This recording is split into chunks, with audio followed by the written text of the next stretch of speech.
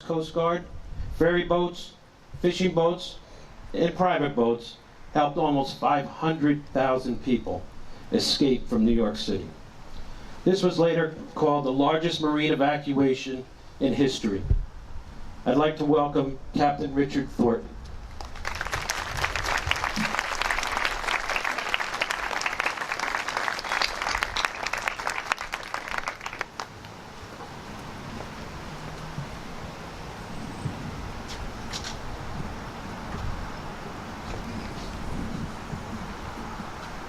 I'd like to thank Mayor Carr for inviting me and giving me this opportunity to speak to everybody today.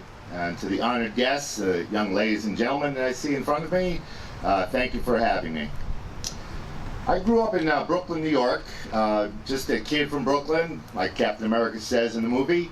And I always had a love for the ocean, for the sea. I joined the Navy straight out of high school, and I thought I'd found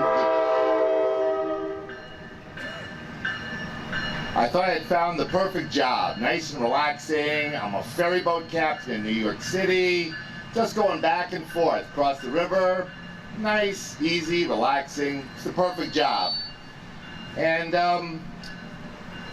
we've had our fair share of bad weather, fog, the 1993 bomb that went off in the garage of the World Trade Center. But Tuesday, September 11th, 2001, started out a day somewhat like today, beautiful blue skies, just a perfect late summer day. Everything was going according to our normal schedule. Our boat's on a very tight schedule, 10 minutes each way.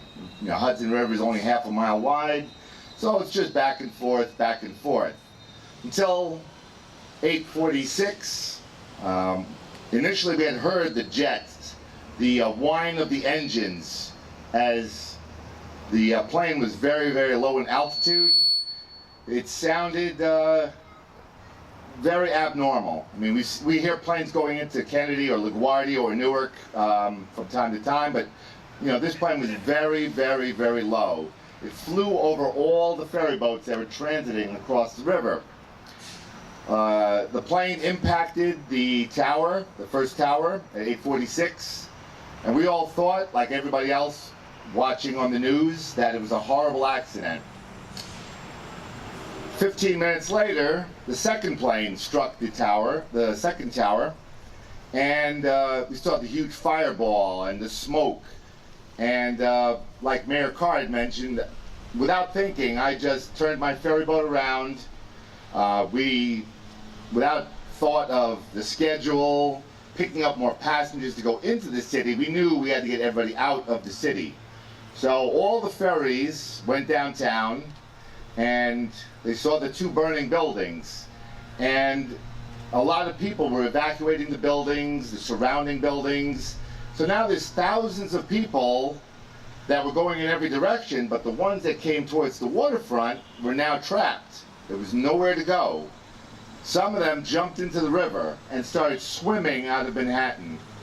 Now, the currents are very rough, the water is very choppy, people were basically drowning and still trying to save themselves.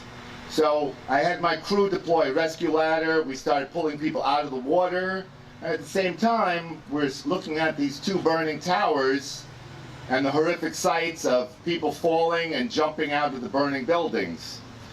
You can imagine it's a very overwhelming, very emotional moment, but we weren't superheroes, we weren't trained first responders like firemen, policemen, EMTs. We were just mariners, professional mariners that chose the sea as our job, as our career.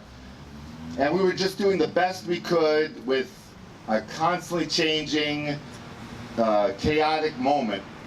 So we were pulling people out of the water. We pulled in to the lower side of Manhattan, and now we had thousands of people covered in dust, crying, cursing, screaming, praying, waving their arms for help. This was not a ferry dock. This is just a steel railing, and all of a sudden people just started climbing over the railing and jumping onto my ferry. My crew looked up at me like, Capt, we're not supposed to be loading passengers here. I said, just load them, just keep loading, just keep loading. And I was on the loudspeaker talking to the panicked people with the fear in their eyes. And I said, don't worry, you're okay. Just come on board, watch your step. Don't push, don't shove. Everybody helped everybody. I saw 4 guys in business suits lifting up a blind woman with her seeing eye dog like a surfboard, and they passed her over the railing to my crew. Her and her German Shepherd seeing eye dog both got saved, and she had no idea what was going on because she could not see the what had happened with the World Trade Center. But it was just regular people, Americans, New Yorkers, tourists from other countries, everybody just helping everybody in any small way they could. So they all piled onto my ferry, and there was all these calls on the radio from other boats, the Coast Guard, all available boats, report to Manhattan. And within minutes, every boat, no matter what they were doing, tugboats, fishing boats, sailboats, pleasure yachts, everybody responded because they could see that they could help in some small way or in some big way, but they just wanted to help. And you saw this whole flotilla of vessels coming towards the burning buildings, towards the danger, without second thought to, I'm not supposed to be doing this, I'm not trained for this, I've got a yacht, the buildings might collapse, what's going on? Nobody thought about that except that there's people that need help. Let's go and help them. Throughout the day, we saw a lot of horrible things. We saw the worst in humanity, the people who hijacked the planes, and we saw the best in humanity. And there were no Democrats or Republicans. There were no Yankee fans or Mets fans. There were no black, white, red, yellow. It was just people helping people. It was the proudest moment of my life to see New Yorkers and everybody that was there that day coming together, helping each other out without a thought in the world. Nobody wanted money.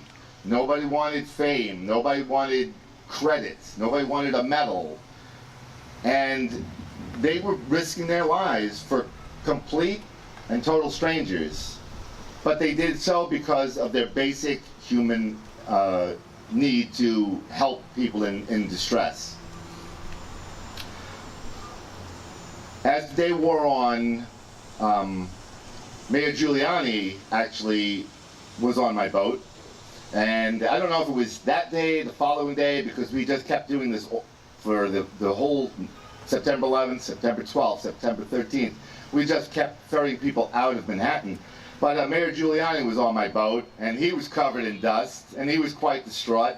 And we handed out some water to him and his security people, and I said to him, "You're doing a hell of a job, Mr. Mayor." And he actually got a little choked up because he didn't expect to get a compliment when he's just, again, doing his job as well.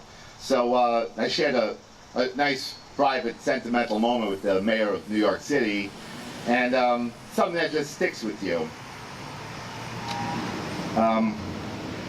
One other thing I'd like to add is that, whether you're on Facebook or you're watching the news, you read a lot about people arguing, people finding differences, people finding things that they don't like about you, maybe personally, or your beliefs, or how you look, or what you stand for, or how you dress. And I just want to quote President John F. Kennedy in 1963. He said, "We all share a common basic link. We all inhabit this planet. We all breathe the same air. We all cherish our children's future, and we are all mortal."